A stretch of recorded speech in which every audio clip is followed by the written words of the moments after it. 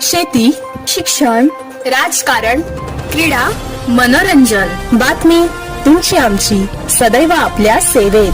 प्रकट महाराष्ट्र. नमस्कार, प्रकट महाराष्ट्रमध्ये आपले हार्दिक स्वागत. मी लावण्य हुमने आणि आपण पाहत आहात प्रकट महाराष्ट्र, बातमी तुमची आमची.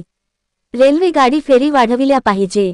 गर्दी कमी करण्यासाठी उपाययोजना आखणे गरजेचे. समांतर रस्त्याची मागणी. केंद्र सरकार व राज्य सरकारने रेल्वे अपघाताची गंभीर दखल घेऊन रेल्वे अपघात होणार नाही याकरता उपाययोजना करावी. कल्याण स्टेशन ते दादर, छत्रपती शिवाजी महाराज टर्मिनस व डोंबिवली छत्रपती शिवाजी महाराज टर्मिनस अशी सकाळच्या वेळी लोकल सुरू करावी. कल्याण ते ठाणे रेल्वे स्टेशनपर्यंत जलदगतीची लोकल वाढविली पाहिजे. डोंबिवली मोठागाव मानकोली उड्डाणपूल ते ठाणे KDMT बस सेवा लवकरात लवकर सुरू करावी.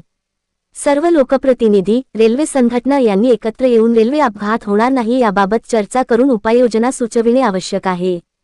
खासदार डॉक्टर श्रीकांत शिंदे व खासदार डॉक्टर सुरेश बाळ्या म्हात्रे हे वाढत्या रेल्वे अपघातावर केंद्र सरकारशी नक्कीच चर्चा करतील. आमचे प्रतिनिधी शंकर जाधव, डोंबिवली. अतिशय दुर्दैवी घटना डोंबिवलीमध्ये परत झालेली आहे. अतिशय दुःखदायक घटना डोंबिवलीमध्ये झालेली आहे आणि अशा ह्या घटना वारंवार होतात. या घटना वारंवार होऊ नये म्हणून राज्यस्तरावर असेल, केंद्र स्तरावर असेल, या रेल्वेमध्ये चांगल्या सुखसुविधा, रेल्वे फेऱ्या शासनाच्या माध्यमातून वाढवल्या पाहिजेत.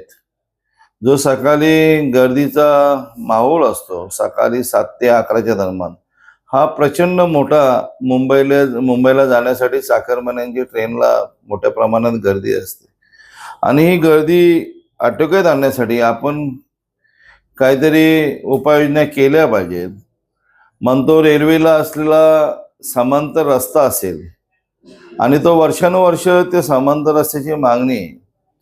आता मार्चला अधिवेशन येणार आहे. मी एक आमदार म्हणून की या शासनाच्या माध्यमातून समांतर रस्त्याची मागणी अतिशय जोर धरून आपण करणार आहोत की बाबा हा समांतर रस्ता झाला तर त्याच्यावर रेल्वेवर असलेला हा भार, ट्रॅफिकचा भार हा कुठेतरी कमी होईल आणि कुठेतरी आपला अपघात होण्याचं प्रमाण, अपघात होणार नाही याची शाश्वती आपल्याला मिळेल.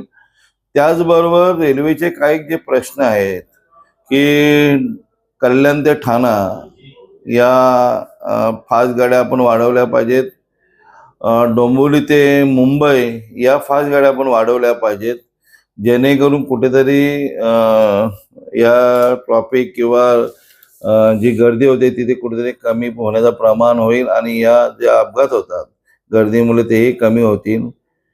KDMC कडे पण आपण एक मागणी करणार आहोत की डोंबिवली पश्चिम येथून जेव्हा मानकोली आपला ब्रिज झालेला आहे, त्या डोंबिवली ते ठाणा या बस जर KDMTने चालू केल्या तर तोही रेल्वेवर असलेला भाग कमी होण्याची शक्यता आहे आणि त्याही बस आपण वाढवल्या पाहिजेत.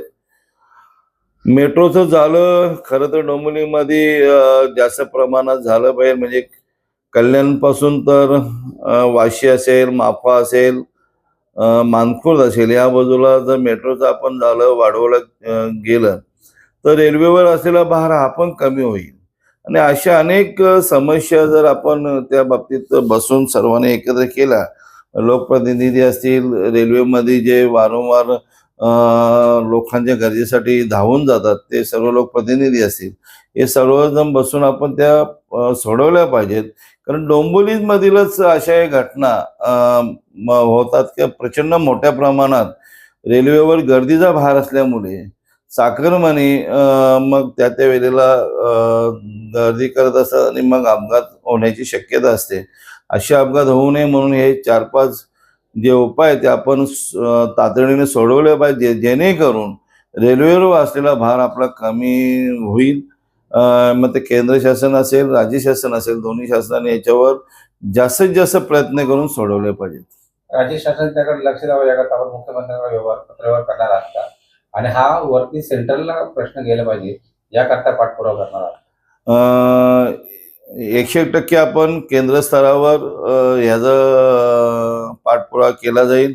आपले खासदार श्रीकांतजी शिंदे साहेब असतील, आपले खासदार सुरेश म्हात्रे साहेब असतील, बाल्या मामा यांच्या माध्यमातून का दोन्ही हे खासदार यांच्या माध्यमातून जे जे केंद्र शासनाच्या माध्यमातून असलेले रेल्वेचे प्रश्न आहे हे तातडीने कसे सोडवता येतील याच्याकडे बारकाईने लक्ष लावून आपण ते प्रश्न मांडले जातील. त्याचबरोबर राज्य शासनाच्या माध्यमातून काही ठिकाणी समांतर रस्ते असतील, काही ठिकाणी मेट्रोचा भाग असेल, हे अनेक कामं शासनाच्या माध्यमातून आपण सोडवण्याचा आतोनात प्रयत्न करू, जेणेकरून रेल्वेवर असलेला भार, जो रेल्वेवर प्रचंड भार आहे सकाळच्या सत्रात आणि संध्याकाळच्या सत्रात, तो कसंही करून कमी व्हायला पाहिजे याच्यासाठी आपण सर्वजण प्रयत्न करू. प्रकट महाराष्ट्राला लाईक, शेअर आणि सबस्क्राईब करायला अजिबात विसरू नका बरं का.